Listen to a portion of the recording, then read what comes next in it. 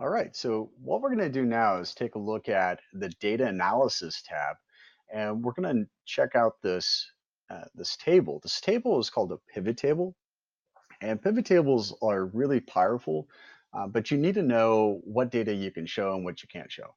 For instance, your data over here in the columns can't be text, for instance. So we're looking for actual numbers and values.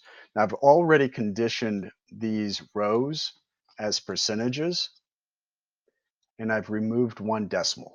So one decimal space. So we're showing only the tenths, not the hundreds.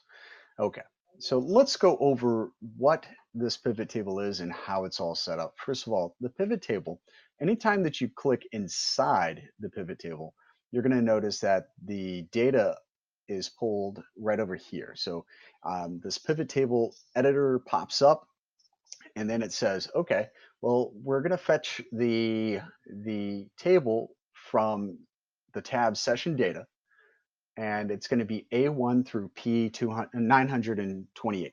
Okay, so the next step is, okay, so what rows do you want? You click add and then you can select the rows. Now mine are drilling down from student to period to date. Now you may be saying, but I don't see that as a row. I see student, period, and date, but those appear to be columns. They're not really columns.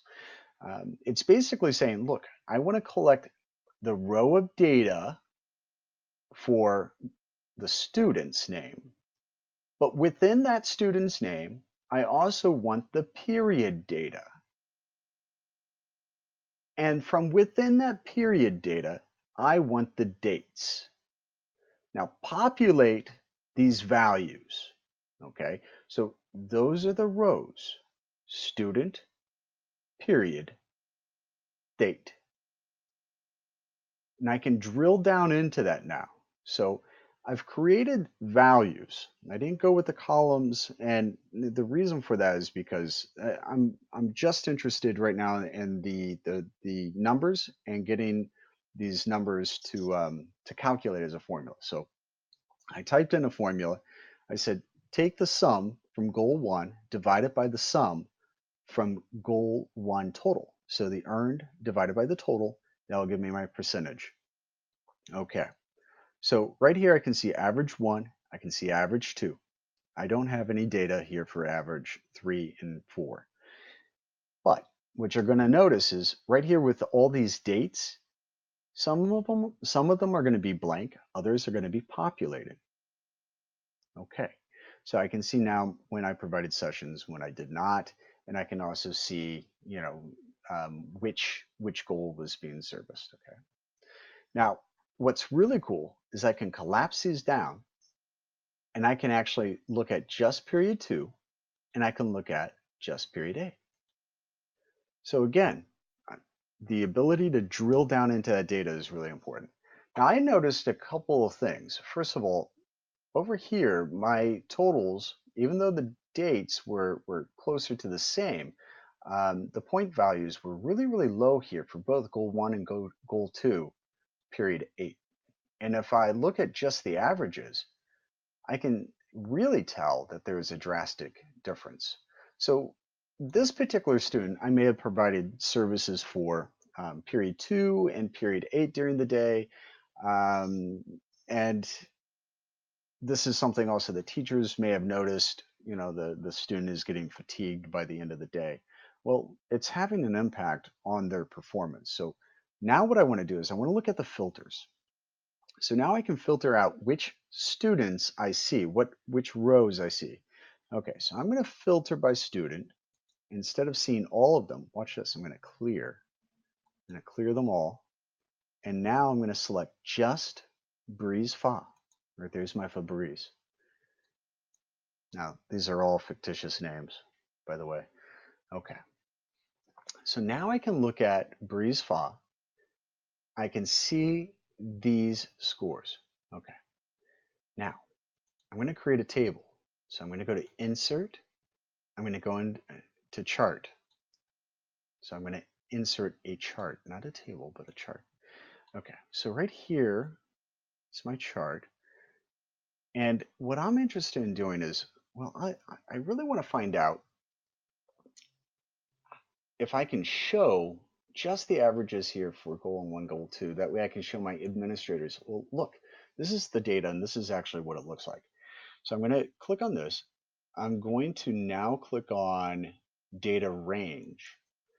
The data range is going to be from D4 to G13. So D4 to G13. Click enter. Well, that didn't show up right. The reason for that is because I need to be able to identify the periods. So I need another data range. So I need to add in a data range here. It's B4 colon B13. Now what I'm doing is I'm creating just these two ranges to look at. So remember, this is our row. So now what I'm going to do is I'm going to collapse those rows so I can actually compare the two. So now I'm comparing the two. I can see that goal 1 average for period 8, okay? Oh, that's not correct either. Oh, there's one other thing that I forgot to do. Do you see where it says aggregate? We don't want to aggregate that. Okay, that's much better. I can see that my goal 1, okay, average is 60% right here, 60%. It's even hitting that line. Compared to period 2, where it's actually at 80%. Okay. Now, one of the things that we can do, and you can actually click on switch rows and columns, and that'll clean it up so that you can actually read it a little bit easier.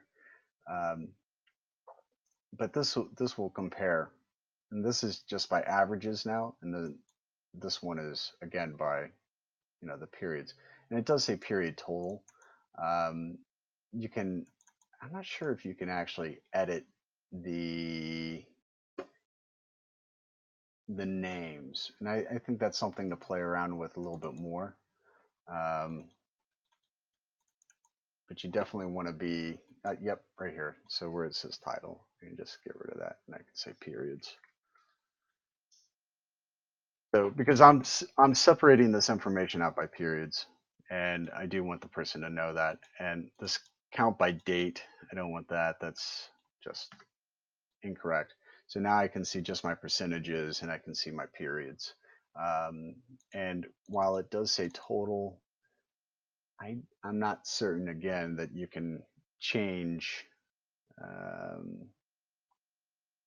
title here, the data title, because it's pulling straight from there. But at any rate, I think the information now is pretty clear that we're looking at um, goals, goal performance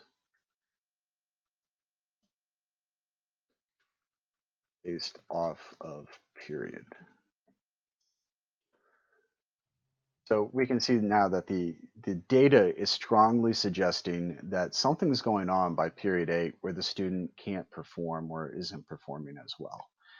This is an example, though, of using a pivot table to be able to drill down into some of that data.